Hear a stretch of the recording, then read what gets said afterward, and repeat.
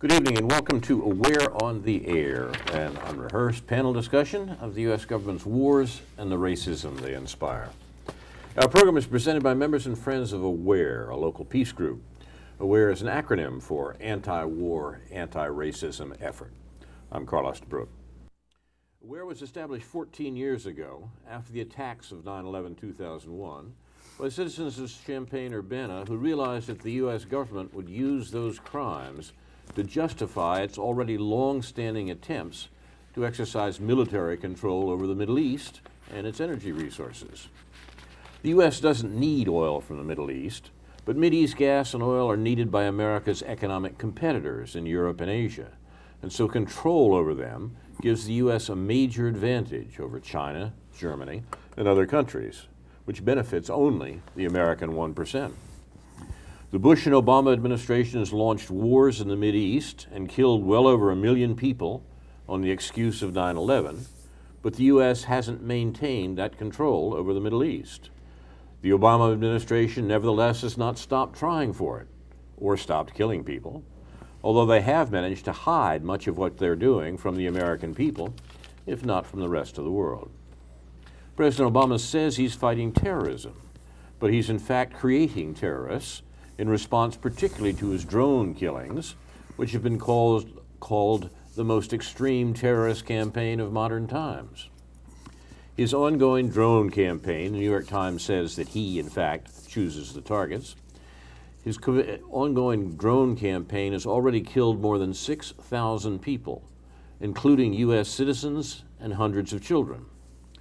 He has attacked 8 countries, 2 more than George Bush did, and he directs a private presidential army, special operation forces, of more than 70,000, active in more than 3/4 of the countries of the world.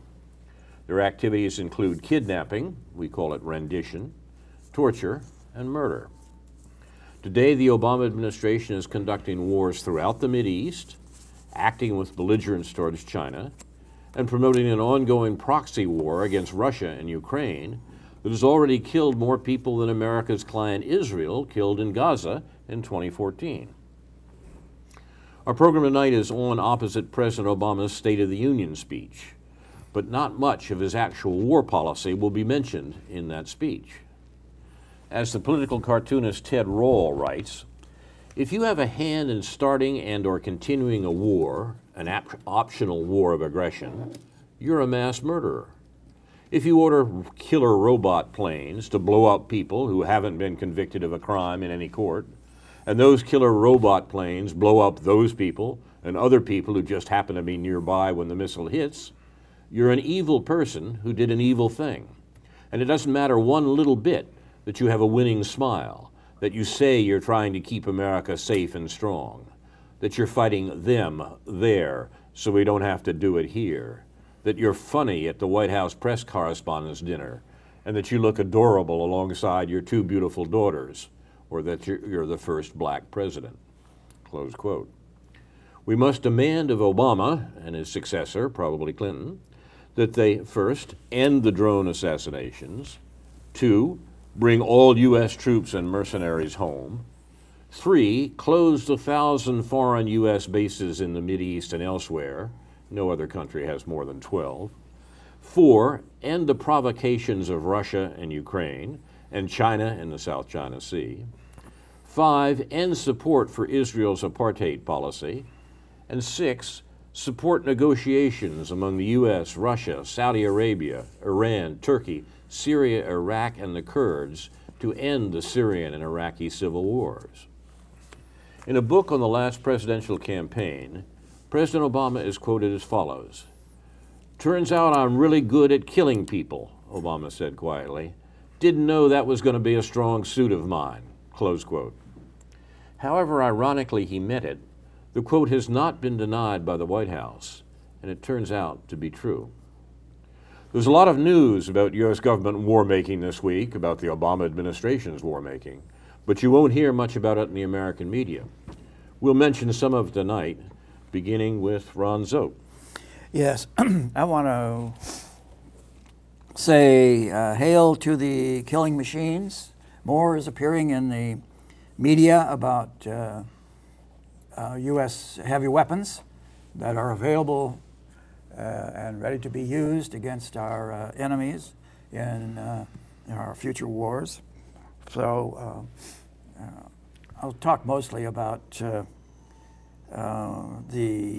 B-52s, one of which was flown over South Korea recently as a warning to North Korea after they supposedly detonated what they called a small H-bomb. And so the administration apparently sponsored a lot of double talk about this, saying on the one hand, this was a terrible, awful, very bad violation of United Nations rules and international law and all of that. And at the same time, well, it didn't really happen. So take your pick. In, let's see, late December, headline, 1950s U.S. nuclear target list offers chilling insight. New York Times, December 22nd, target category number 275 from the nuclear target list for 1959 may be the most chilling. It's called simply population. For the first time, the National Archives and Records Administration has released a detailed list of the United States' potential targets for atomic bombers in the event of war with the Soviet Union, showing the number and the variety of targets on its territory, as well as in Eastern Europe and China.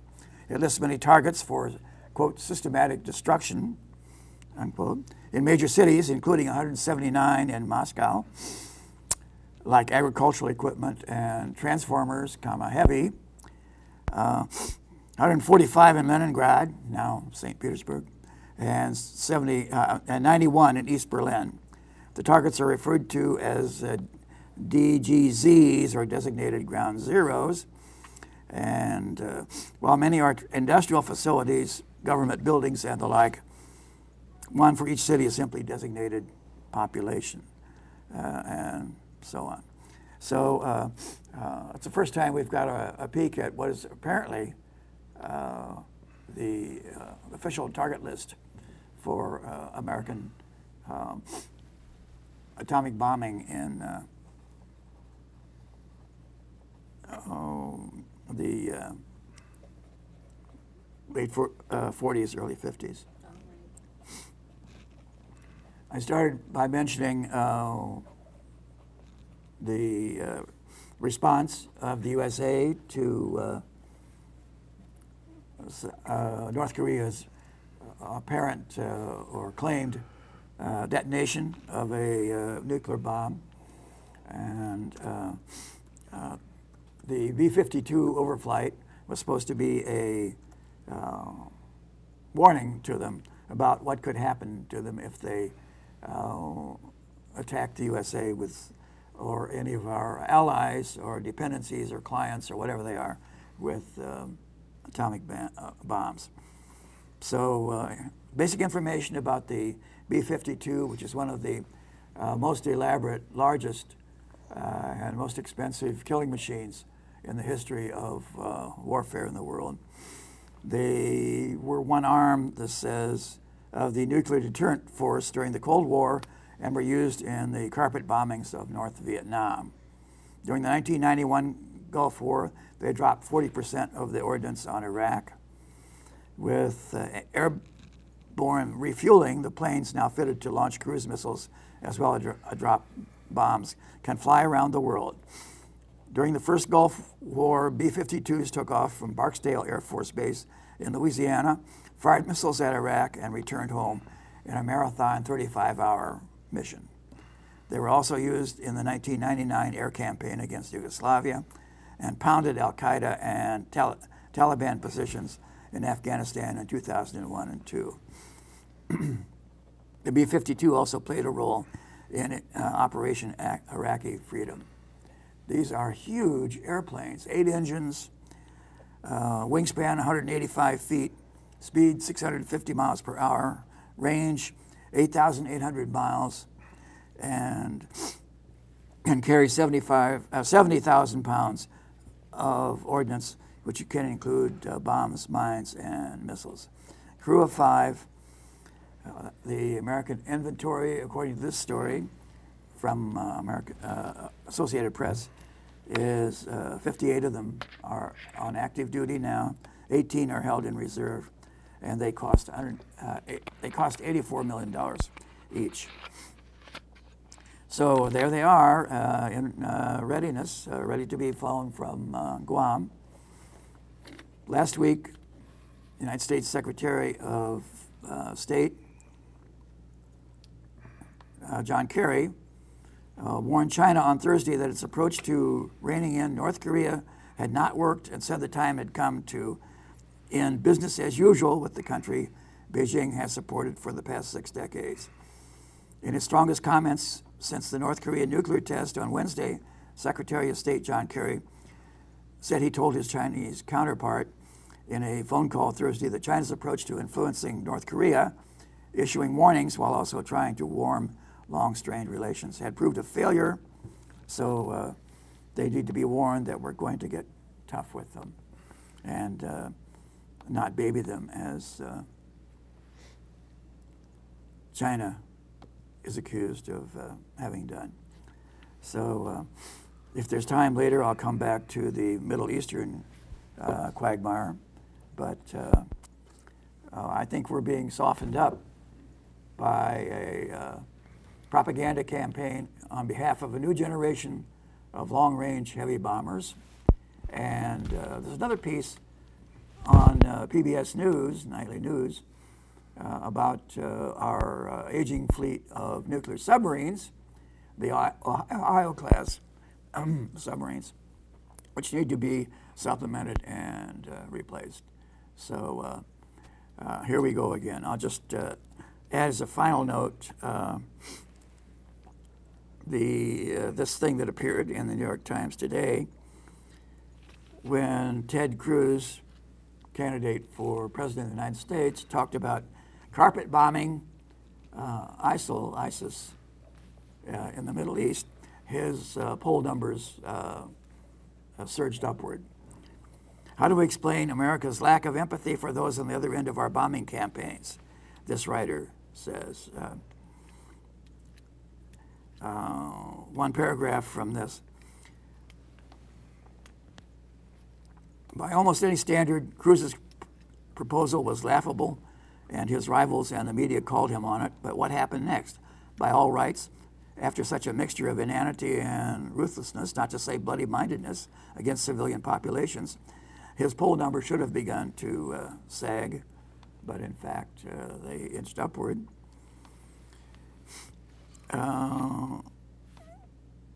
History suggests that this blanket bloodthirstiness, or at least lack of empathy for those on the other end of America's bombing campaigns, isn't new. In 1951, 9 months into the Korean War, Freda Kirchway, a crusading liberal journalist at The Nation, expressed bewilderment at American indifference at the fate of civilians killed by our bombs. The destruction was awful. Little was left standing, structurally speaking, in North Korea. Nothing, she complained in a column, excuses the terrible shambles created up and down the Korean peninsula by the American-led forces, by American planes, raining down napalm and fire bombs by heavy land and naval artillery, and yet few seem bothered by it. Why did Americans show so little empathy? Science helps provide us with an answer. It's a disturbing one. Empathy grows harder as distances, whether status, geography, or both, increase. Think of it as a matter of our Stone Age brains. It is hard because, in any circumstances, an empathic response is in fact an unnatural act. It is not natural, it turns out, for us to feel empathy for those who look different and speak a different language. It is not natural for us to empathize with those who are invisible to us, as most bombing victims were and are. It is not natural for us to feel empathy for people who have what social scientists call low status in our eyes, as did the Korean peasants we were killing. Recent studies show that faced with the choice of killing a single individual to save the lives of several people, we are far more apt to consider doing it if the individual we are sacrificing is of low status. When subjects in an experiment are told that high status people are being saved, the number willing to let the low-status victim die actually increases, and so on. So something to think about, and that makes me very uncomfortable in view of my shrinking brain here. Again, the sources that should be reliable tell me that I'm losing hundreds, maybe thousands of those little gray cells every day, and the future doesn't look good. I'll stop. Thank you, I think, Ron. You're watching Aware on the Air, and we'll go to David Johnson and see how his gray cells are doing. Okay. Well, as cold as it is, I guess they're doing as well as can be expected. Okay, I want to talk about illegal drugs, immigrants, and foreign policy.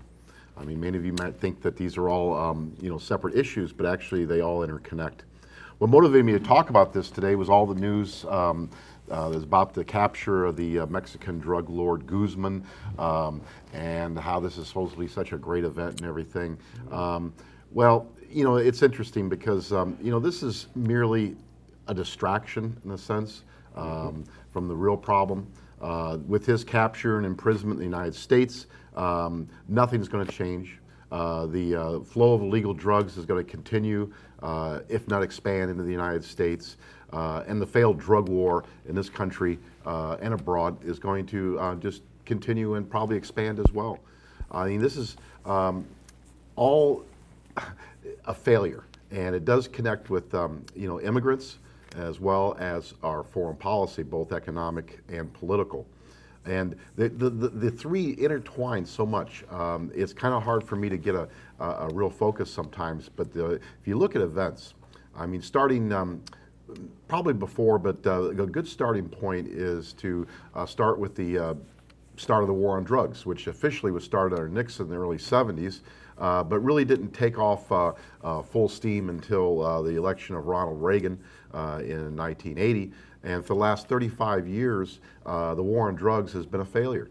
All it's done, I should say for most Americans, all it's done is incarcerated millions of Americans for nonviolent offenses. It's cost taxpayers more money, and it's also caused problems in Mexico and other countries of drug origin in the sense of vastly militarizing their police, causing more deaths. I think the latest figure I heard was that in the last 30 years that over 100,000 Mexicans have been killed in the drug war in one way or another. And that's just Mexico. Let's not talk about Colombia or Afghanistan. And it's funny because there seems to be a parallel. It seems like the more the United States government interferes in the internal affairs of other countries involving the CIA, it seems like increase in drug production and exports increase. I'm not going off here on a conspiracy theory, but the facts are the facts. If you look at various things around the world, the most simplest, of course, would be the invasion of Afghanistan in 2001. Regardless of what you think about that invasion, the fact remains is that shortly after the invasion in Afghanistan, the world's supply of heroin dramatically increased. Afghanistan prior was only supplying around 5 to 10% of the world's supply of heroin. Prior to that, it was coming mainly from Burma, Thailand, Asia. After the invasion, Afghanistan now supplies over 90% of the world's heroin supply. So why is that? I mean, you have to wonder. And there is a connection. The thing is that the immigrant factor here is that the more the United States interferes in the internal affairs of other countries by subverting elections, by overthrowing democratically elected governments, by militarizing their forces and basically forcing other countries to go along with with their foreign policy. I'll say their because it's not ours, the American people's. Mm-hmm. The more not only does it cost American taxpayers, but the more chaos and violence it causes in these countries, and because of this, we have more immigrants fleeing. They're actually refugees, if you think about it. And likewise with the economic aspect of that foreign policy, starting with the trade treaty of NAFTA, the North American Free Trade Agreement in 1994. The day it was inaugurated, there was an uprising in the southern Mexican states of Chiapas because of poverty conditions. NAFTA has caused a lot of harm here in the United States, of course, losing well over 2 million well-paid manufacturing jobs and depressing manufacturing wages that still jobs that still exist in this country by 20% in real terms because of threats of companies moving to Mexico or somewhere in Asia. NAFTA has also had very devastating effect in Mexico. By the agreements of NAFTA, it allowed large agribusiness companies like Cargill and others to dump subsidized corn into Mexico at prices so cheap that, of course, the American taxpayers are subsidizing, but being sold in Mexico so cheap that it's forced hundreds of thousands of Mexican farmers to lose their farms and become destitute. Not only that, the lands that were required after the Mexican Revolution in 1917, 18, called the ejidos, the communal lands, have been pretty much all sold and privatized. Peasants forced off these lands and then having nowhere to go. I mean, so these people, the people that think we have an immigration policy problem in this country need to realize that this is all caused by the foreign policy, political foreign policy, and economic foreign policy of our government. This is all interconnected, and one thing that's coming up here real soon that I urge everyone to call and write their U.S. congressmen and their U.S. senators about is the Trans-Pacific Partnership. This corporate trade agreement is not just going to be a further blow against the standard of living of most working Americans, but it's going to be a horrible blow to democracy in this country, including local and national sovereignty. And this has to be stopped. And of course, Barack Obama, most of the Republicans, and a good sizable portion of the Democrats are all pushing this, trying to claim that it's going to be great, it's going to create jobs, and nothing further can be from the truth. A good case in point is when Obama was challenged by Senator Elizabeth Warren to publish the documents of NAFTA, of Trans-Pacific Partnership, which have been kept in secret. He replied that he didn't have to, that it was going to be good for American jobs, and Elizabeth Warren replied, well, if it's good for American jobs and there's nothing that's going to harm the American people, then publicize the documents. And of course, Obama said nothing and changed the subject as usual. So that's kind of my summary here. Things to keep in mind for the new year, that we need to start expecting more of our elected officials. We need to stop these disastrous policies that are not just costing American taxpayers money, but are costing us a good paying jobs and causing a lot of what they call blowback as far as problems here in our country and other places in the world. And we need to start to demand that they reverse these policies because we're going in the wrong direction. We've been going in the wrong direction in this country for over 30 years, and it's taken its toll, and we need to reverse course. So keep in mind, on February 4th, Obama will be signing one aspect of the Trans-Pacific Partnership, the first phase of it, and we need to mobilize and stop further implementation of this disastrous agreement that's going to be not just a threat to our standard of living, but also to our very sovereignty, both national and local. Thank you, David. This is important stuff. You're watching, and I must say, this is also bound up with our fundamental remit here at We're on the Air, which is to talk about the administration's war policy, which continues under a cloud, hidden in connection with the interests that David was just describing. We'll turn now to Karen Evans-Levy for a comment.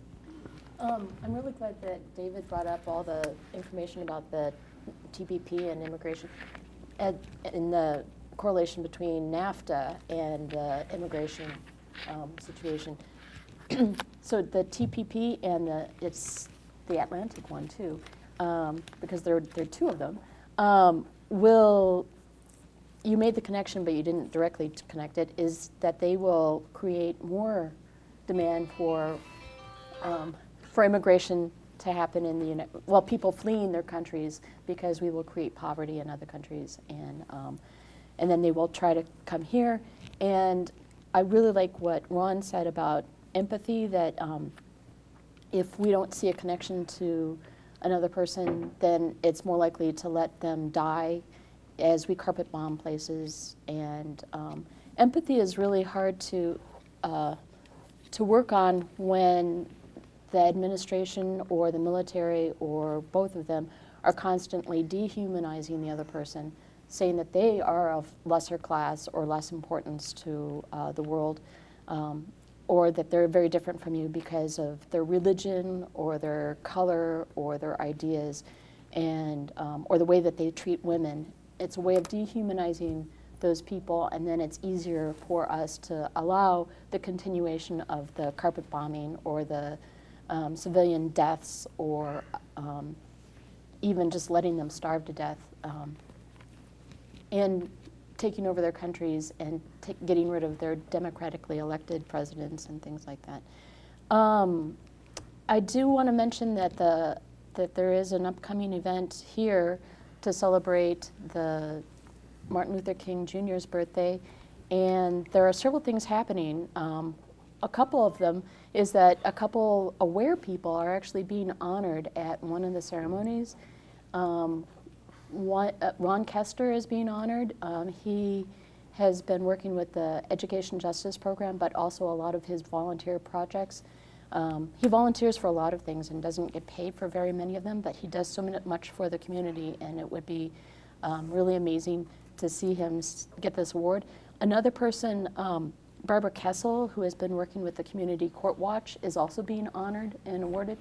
And so just want to mention that aware people of past and present members are being honored during this time. And I think David Johnson wanted to mention something about the Martin Luther King Jr. stuff. Well, just in general, nothing specific, Okay. so we can hold off on that. It's really a great way to, I have some issues about the Martin Luther King celebration locally. I think that it's a lot of, oh, the dream is finally achieved and let's celebrate as a community, that kind of feeling. I don't think that all of those dream issues have been achieved, and I think that we have a lot of things to work on, and so I don't think I mean, it's a great community event. I'll just leave it. I'll go with the positive stuff. It is a great community event. It's a great way. There is a breakfast over at one of the local churches, and if you're a white person and have never been to an African American church, you should go to the breakfast just to. It's kind of hard to go into an African American church and not and feel comfortable. For some people, for some white people, I've been a lot under different circumstances, but this is a great way to go and feel comfortable and actually realize that that this is part of the community too. So reach out, go beyond your comfort zone and go to some of these events. I also recommend going to, oftentimes there are smaller events like movies and conversations. Go to those, look those up. The biggest event is the one over at Cranert. I hear that there's also a Harriet Tubman theater presentation too this time. So look those up. That's going on this weekend. Is it another one at Parkland College, or is Yeah, that's the Harriet Tubman thing. Okay, Is at okay. Parkland College. And perhaps we should mention that Barbara Kessel was mentioned in a column on the front page of the News Gazette this morning. Oh, really? Right, Oh. rightmost column on the page, Very good. with a listing of some of the volunteer activities, in particular Books to Prisoners. Yes, Books to Prisoners is a big thing that she does. Yes. Thank you, Karen. You are watching Aware on the Air. Our procedure now is to go back around to the members of the panel and comment on things that have been said so far this evening. I want to begin with Ron's comment about Senator Cruz and his calling for carpet bombing of ISIS. I think there's more or perhaps less here than meets the eye. That what we're talking about here is a peculiar move in American politics. What's going on right now in the Republican Party is really quite curious. An attack on the Democrat neocon war policies seems to be developing amongst the Republicans. where the public understanding of the situation is quite different. If we look back at the history of American party politics and America's post-World War II wars, we note something fairly peculiar. The wars that the U.S. has carried on, none of them justified, since the Second World War, have almost always been started by Democratic administrations and brought to an end by Republican administrations. And the reasons for this are complex. We have the notion, for quite illegitimate reasons, that the Democratic Party is the anti-war party and the Republicans are the pro-war party. It's quite false. Even the classic move in American politics, McCarthyism, the discovery of people who are soft on communism in the American government, began as a Democratic program, not as a Republican program.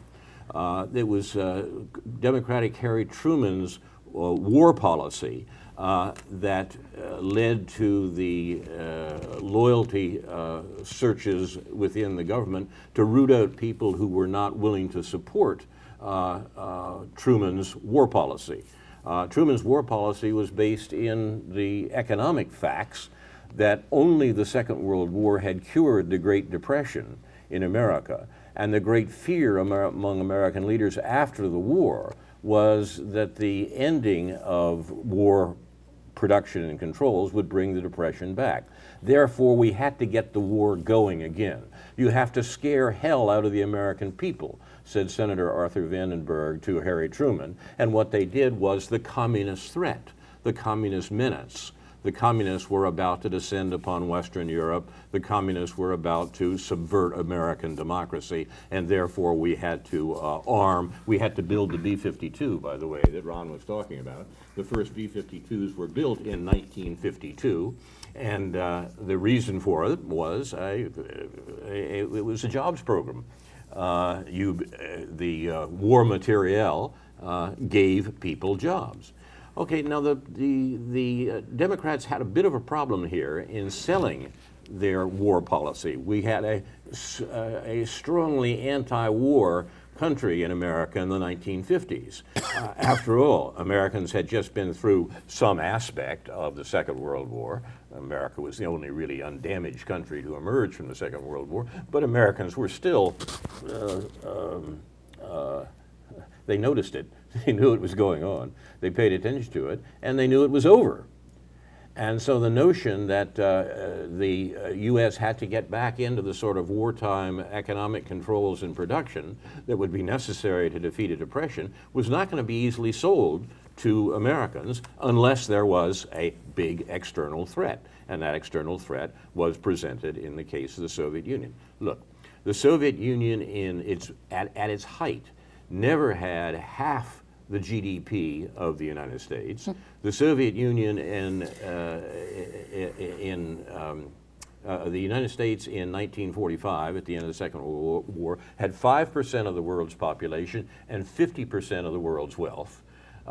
The legions of Russian troops who had won the Second World War. The Second World War was won on the Eastern Front, not in Normandy. The legions that had won the Second World War were exhausted. Half of Russia's mechanized divisions in 1945 were pulled by horses. That was mechanization in the Russian army.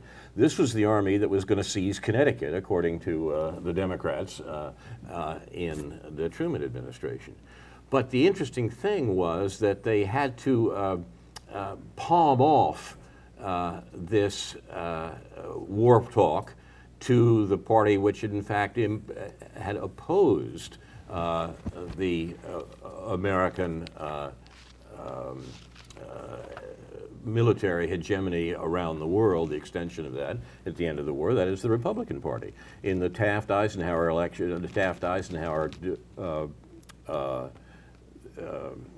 debate in the 1952 Republican convention, the anti-war forces in the Republican Party, which were called isolationist at the time, were defeated, and the pro-war, more democratic, if you like, side won in the with the nomination of the principal general from the Second World War, Dwight David Eisenhower. Well, in a peculiar way, if we unpack this history, we understand something about the way in which, conspiratorially or not, as David says, the war and threat of war has constantly been used since the Second World War by American leaders to produce a politically quiescent population, a population that will not demand the sorts of transformation of our society that were already being demanded by Americans before the First World War. Now, what we have, again, in this history, it seems to me, is the background of the very real possibility that there may be developed in this peculiar political year a critique of the Obama-Clinton neocon war policy in the Republican Party, even in such unlikely people as Donald Trump and Senator Cruz and Rand Paul, for that matter. All of them have hinted at it, but they realize that this propaganda facade is so great that they're going to have a great deal of trouble to making their writ run. The vagaries of American policy here need to be understood by Americans against the massive propaganda campaign that primarily Democratic administrations have carried out for 2 generations now. And the irony may be that that critique will appear among the very unlikely members of the Republican presidential candidacy. Donald Trump himself has been clear that the policies, the war policies of the Democrats have been disastrous. The world realizes that. What happened in Iraq and in Syria and so forth, a direct result of American policy. And this is, Martin Luther King Day, by the way, is a good day to remember that. King himself was responsible for the mark. The greatest purveyor of violence in the world today is his own government, and that is as true today as it was when he saw it. When he said it, and the odd possibility of some cracks in the facade of American politics and some light getting through from unlikely places, including Senator Cruz, may exist. Comments? That's quite a remarkable narrative, Carl. All these various possibilities. I wanted to ask David, did NAFTA kind of presage what will happen under TPP and TIPP if these policies go into effect, with the stirring of populations, all the Central Americans, Mexicans who started coming to the USA as their countries were impoverished by the effects of this supposed open market between the North and South America, for example, or Central America. The potential for harm from the Trans-Pacific Partnership and its equivalent Atlantic trade partnership agreements is very, very, it's like NAFTA on steroids. I mean, that's the best thing I can describe it. That's what the one phrase that's been coined that I think sums it up pretty good. And I mean, we're not just talking about a further impoverishment of American workers. As I said before, maybe I'll go into a little more detail. We're talking about infringements on national, state, and local sovereignty, meaning that if a multinational, I'll give you an example, a multinational company from somewhere, doesn't matter where in the world, decides they want to open a massive hog farm right outside the city limits of Urbana. They buy up, they use eminent domain, which now corporations can use, not just governments, to gobble up, say, 1,000 acres of farmland on the edge of Urbana, open up a massive hog farm which produces horrible environmental problems for both groundwater and air quality, as well as obnoxious smells, and it's a health hazard. And if the people of the city of Urbana and Champaign County would have a voter referendum to say no, and it would pass by any margin, say overwhelmingly, that corporation can take the U.S. government, the Champaign County, to court and threaten to sue them for not just what they would lose making this investment, but for all their potential profits over any given number of years. And the U.S. government, the federal government, would be obliged, because they're signatories to this treaty, to enforce this by any means necessary. And I'll leave that up to your imagination. It also is going to have horrible effects upon our healthcare system here.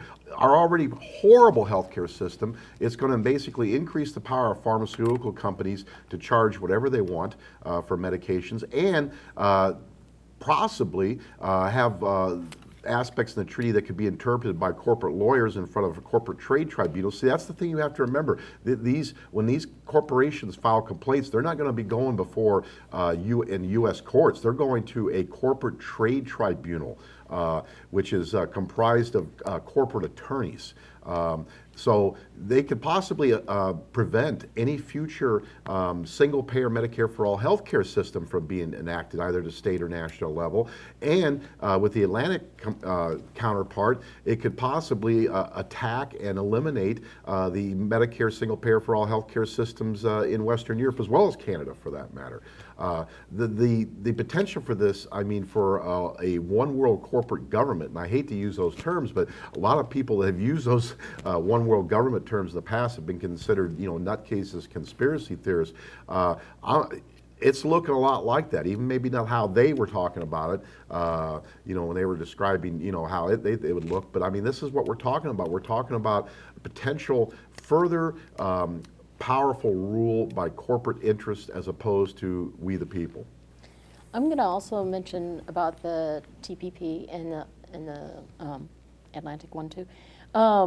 It also, okay, instead of it being Urbana, Illinois, if it were like Urbana, I don't know, Ghana, and this big, huge pig farm was created over there, it also protects the corporation from being sued for any environmental issues. It will basically say that the corporation is right in doing it and destroying the environment and producing a lot of people fleeing from that area because the corporation is right in doing it, and it doesn't matter what happens. And they can't be sued for it, and the government of that country can't sue them for it, and the people can't sue the corporations for it. It does give corporations all power. That's all I'm saying. Yeah, there's a larger story there also about the use of eminent domain, which is supposed to have contributed a great deal to Donald Trump's empire, because he was able to use that, and a lot of bankruptcies with smart lawyers building his real estate empire. And it's, according to some, not due to his genius as a deal maker and businessman, but to the influence that he's able to exert on those people. Prior to about 15 years ago, the only one who could use eminent domain were governmental bodies, like say counties, states, federal government, in which they would acquire land to build, say, interstate highways or something in the public sector. And then about 15 years ago, there was a case that went all the way to the Supreme Court, and I believe it was in Hartford, Connecticut, in which a corporation actually went to court, and no one thought they would win because they wanted to buy up all these houses along this river that went through Hartford to build a Riverwalk Mall. This was a purely private endeavor. It was nothing public related about it. They actually won the case, and these people that didn't want to sell their homes were forced to take the money that they had to do it on market values, but still it's beside the point that people didn't want to sell. And this opened the floodgates then for the use of eminent domain for private corporate gain as opposed to in the public interest. And I think it's important to see that these policies are, David said he wanted to avoid conspiracism here, but there is a vast conspiracy behind this that we have to recognize, and that is certainly recognized quite consciously by the people who are running the American government right now, most notably the Obama administration. That conspiracy is called neoliberalism, and it refers to a conscious reaction by American business in the 1970s to the notion that there was too much democracy growing up in America, democracy that really would threaten the profits of the 1%, and that something had to be done. Government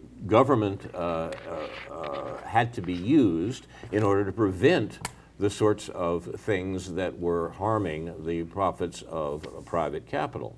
That is neoliberalism, and it means a destruction of social supports, a destruction of unions, a destruction of the ameliorations of capitalism that had grown up since the New Deal, since the Great Depression of the 1930s. And now in what is coming to be called the Long Depression of the last 15 years, the neoliberal campaign to restore capital's control over the working lives of Americans has reached a certain apotheosis. The Obama administration is a thoroughly neoliberal administration, as the example of the TPP, the Trans-Pacific Partnership, and the Transatlantic Trade and Investment Partnership, it's parallel regarding Europe, shows. And it's in this situation that administration policy, war policy, as well as economic policy, because they're bound up together, are constructed.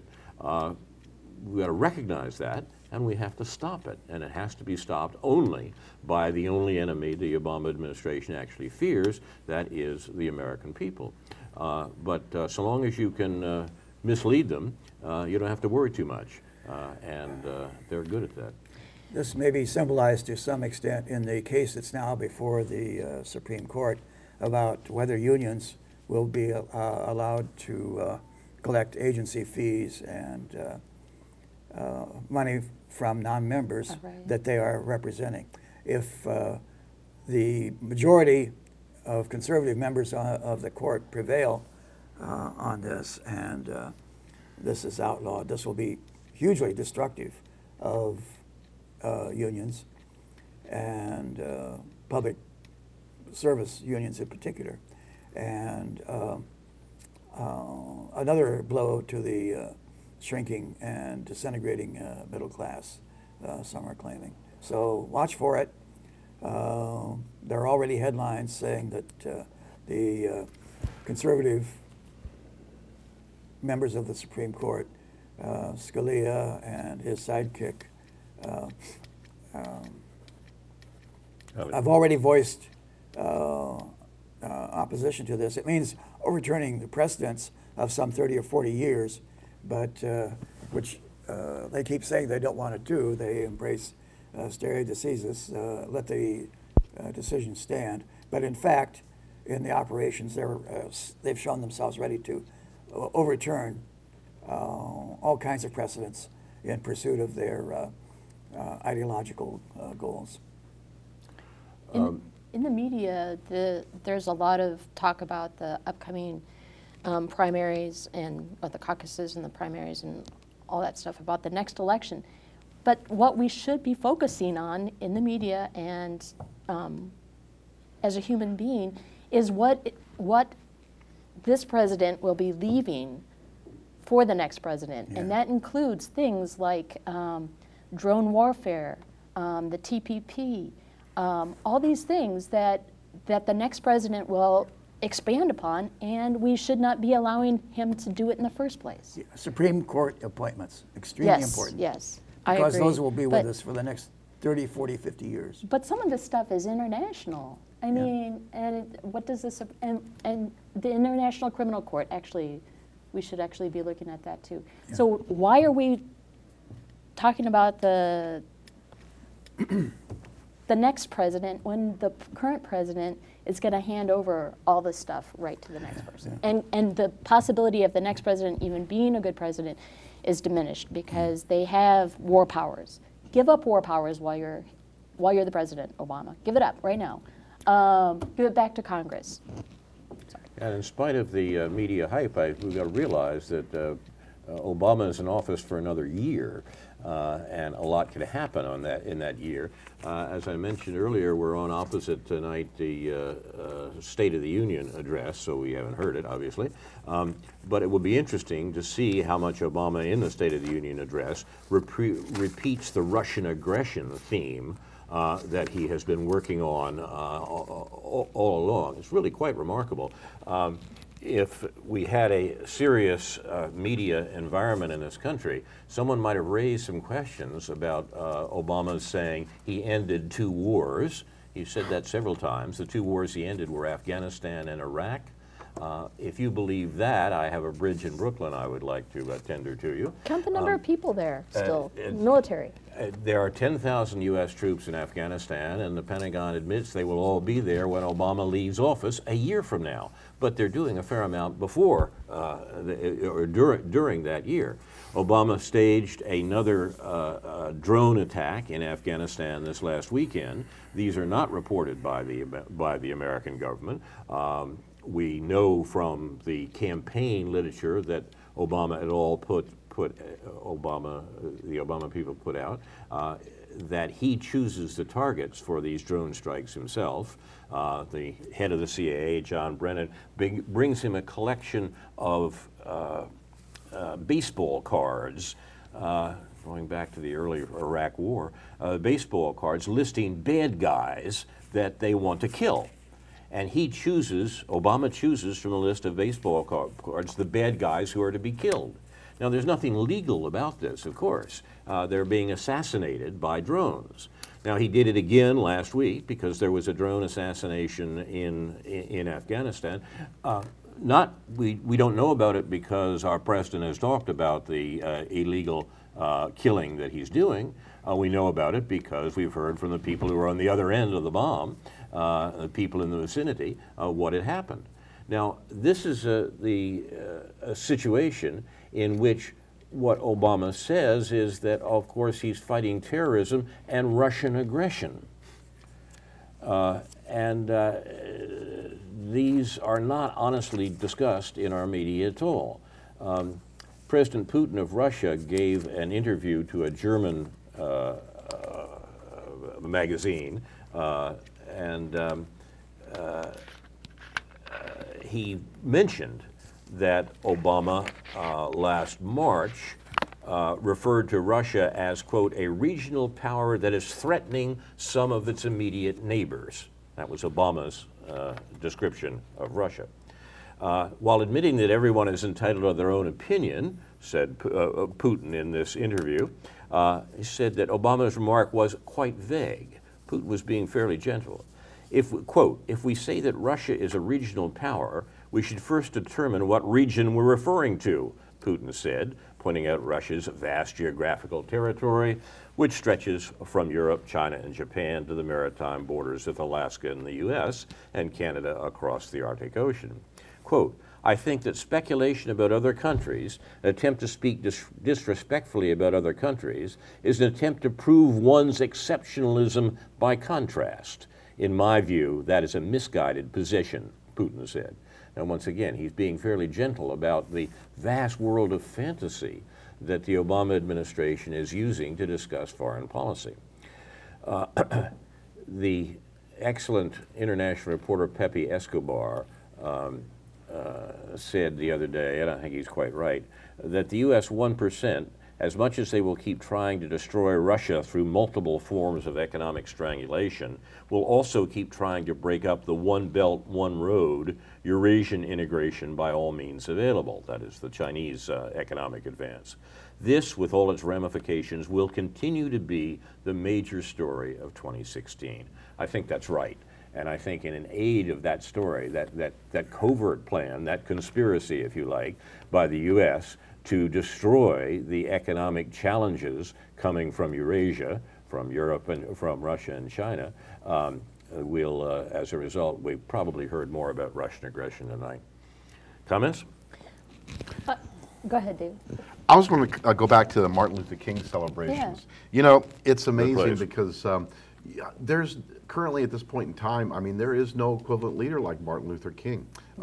And, you know, if Martin Luther King was alive today, he probably wouldn't be invited to most of these ceremonies honoring his legacy. True. Because his legacy is, I was getting ready to say whitewashed, and I don't think that's really appropriate, more co-opted, more fitted to basically to desanitize, if you will, his political activism. You know, they of course rightly honor him for fighting for the rights of African Americans, as far as you know, fighting the segregation laws and that sort of thing. But the one thing they never ever talk about with Dr. King was how, especially his speech at the Riverside Church, April 4th, 1967, 1 year to the day before his murder in Memphis, where he basically, as Carl said earlier, made the statement that the United States government, his own government, is the greatest purveyor of violence in the world today, and that still holds true, unfortunately, to this very day. The other thing that I want to mention about Dr. King was that he was in Memphis. He was actually going there to support the Memphis sanitation workers who were on strike. Another thing that I want to mention about Dr. King was that before his being murdered in Memphis, that he was getting ready to have another march on Washington, but this was the Poor People's Campaign, in which all races of poor people are going to be united to try to change the economic system in this country. And that's why Dr. King was murdered. And in fact, there's plenty of evidence to show, and again, if you think this is conspiracy theory, go and do some research. Look at the, go look at the King family civil suit against the U.S. government as far as responsibility for the murder of Dr. King, and you'll find a story that was completely ignored and buried by the corporate media when they went to court and actually won a lawsuit against the U.S. government for complicity in the murder of Dr. King. And the reason he was murdered, because he started to speak out and become a threat to the economic interests of the 1% and their foreign policy agenda. He was also demanding, at the very end of his life, a universal basic income. And we've only got back around to talking about that in very few places in indeed recent months. This is important and retains its importance, and a good reason to celebrate Martin Luther King Day. If you You've been want, watching, sorry. One more thing. If you do want to celebrate Martin Luther King Jr.'s life, then what I recommend is reading his Beyond Vietnam speech, which is what David mentioned, the April 4th, 1967. Just Google Beyond Vietnam, read the speech. That will be the best honor that you can possibly do, is to reread that. It's so important that we read it and reread it, because it's still important today. Well said, Karen. You've been watching Aware on the Air. Our show is produced and directed by Jason Liggett. Thanks to him also, this program and others like it will be available on YouTube. Finally, Aware honors those who reveal the crimes of the U.S. government, which the rest of the world knows about, but Americans don't. Manning, Assange, Snowden, and others who are being persecuted by the Obama administration. Now, this is Carl Estabrook for Ron Zook, Karen Evans-Levy, Stuart Levy, Karen Aram, Michael Bay, David Johnson, David Green, and other members and friends of Aware, saying in the words of the late Edward Murrow, good night and good luck.